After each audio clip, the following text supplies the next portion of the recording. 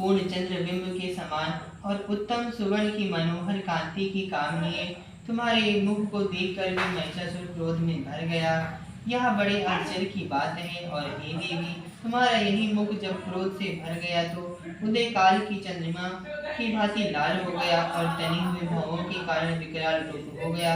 उसे देखकर भी महिषासुर के शीघ्र प्राण नहीं निकले। यह बड़े आश्चर्य की बात है। आपके कुपित मुख के दर्शन करके भला कौन जीवित रह सकता है। हे देवी, तुम हमारे कल्याण के लिए प्रसन्न हो। आपके प्रसन्न होने से ये जगत का अवरुद्ध होता है। और जब आप क्रोध हो जाती हैं तो कितनों की कुलों का सर्वनाश हो जाता है। यह हमने अभी अभी जाना है कि जब तुमने महिषासुर की बहुत बड़ी सेना को देखते देखते मार दिया। हे देवी, सदा अबुद्ध प्रताप देने वाली तुम जिस पर प्रसन्न हो जाती हो वही देश में सम्मानित होते हैं। उनके धन यश की वृद्धि होती है। उनका धर्म कभी शिथिल नहीं होता और उनके यहाँ अधिक पुत्र पुत्रियों और नौकर होते हैं। हे देवी, तुम्हारी कृपा से ही धर्मात्मा पुरुष प्रतिदिन श्रद्धा पूर्वक यज्ञ करता है और धर्मात्मा कुल आचरण करता है और उसके प्रभाव से स्वर्गलोक में जाता है। किंतु क्योंकि तुम तीनों लोकों में मनवांछित फल देने वाली हो, हे मां दुर्गे, तुम स्मरण करने पर संपूर्ण जीवों के भय नष्ट कर देती हो और स्थिर चित्त वालों के द्वारा चिंतन करने पर उन्हें और अत्यंत मंगल देती हो। हे दारिद्र्य मुख नाशिनी देवी, तुम्हारे सिवा दूसरा कौन है। तुम्हारा चित्त सदा दूसरों के उपकार में लगा रहता है। हे देवी, तुम शत्रुओं को इसलिए मारती हो कि उनके मारने से दूसरों को सुख मिलता है।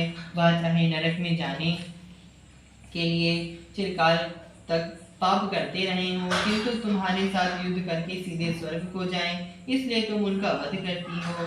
हे देवी, क्या तुम दृष्टिपात मात्र से समस्त असुरों को भस्म नहीं कर सकती? अवश्य ही कर सकती हो, किंतु तुम्हारा शत्रुओं को शस्त्रों से द्वारा मारना इसलिए है कि शस्त्रों के द्वारा मरकर वे स्वर्ग को जावे। इस तरह से हे देवी, उन शत्रुओं के प्रति भी तुम्हारा विचार उत्तम है।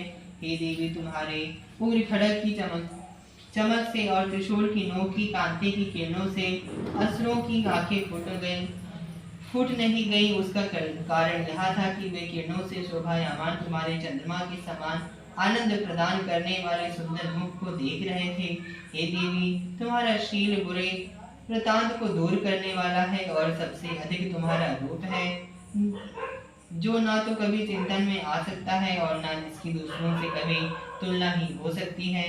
तुम्हारा बल व पराक्रम शत्रुओं को नाश करने वाला है। इस तरह तुमने शत्रुओं पर भी दया प्रकट की है। हे देवी, तुम्हारे बल की किससे साथ बराबरी की जा सकती है तथा शत्रुओं को भय देने वाला इतना सुंदर रूप भी और किसका है। हृदय में कृपा और युद्ध में निष्ठुरता, यह दोनों बातें तीनों लोकों में केवल तुम ही में देखने में आई है। हे माता, युद्ध भूमि में शत्रुओं को मारकर तुमने उन्हें स्वर्ग लोक में पहुंचाया है। इस तरह तीनों लोगों की तुमने रक्षा की है तथा उन उत्तम असुरों को से जो हमें भय था उसको भी तुमने दूर किया है। तुमको हमारा नमस्कार है। हे देवी, तुम शूल तथा खड़ग से हमारी रक्षा करो तथा घंटे की ध्वनि और धनुष की टंकोर से भी हमारी रक्षा करो। हे चंडिके, आप अपने शूल को घुमाकर पूर्व पश्चिम उत्तर तथा दक्षिण दिशा में हमारी रक्षा करो। तीनों लोकों में जो तुम्हारे सौम्य रूप हैं तथा घोर रूप हैं, उनसे हमारी रक्षा करो तथा इस पृथ्वी की रक्षा करो। हे अंबिके, आपके कर पल्लवों में जो खड़ग शूल और गदा आदि शस्त्र शोभा पा रहे हैं, उनसे हमारी रक्षा करो। महर्षि बोले कि इस प्रकार जब सब देवताओं ने जगत माता भगवती की स्तुति की और नंदन वन के पुष्पों तथा गंध अनुलेपनों द्वारा उनका पूजन किया और फिर सबने मिलकर जब सुगंधित व दिव्य धूपों द्वारा उनको सुगंधित निवेदन की, तब देवी ने प्रसन्न होकर कहा, हे देवताओं, तुम सब मुझसे मनवांछित वर मांगो। देवता बोले, हे भगवती, तुमने हमारा सब कुछ कार्य कर दिया है और हमारे लिए कुछ भी मांगना बाकी नहीं रहा, क्योंकि तुमने हमारे शत्रु महिषासुर को मार डाला है।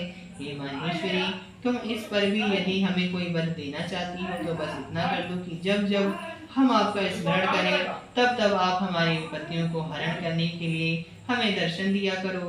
हे अंबिके, जो कोई भी तुम्हारी स्तुति करे, तुम उनको वित्त समृद्धि और वैभव देने के लिए, साथ ही उनके धन और स्त्री आदि संपत्ति बढ़ावे और सदा हम पर प्रसन्न रहे।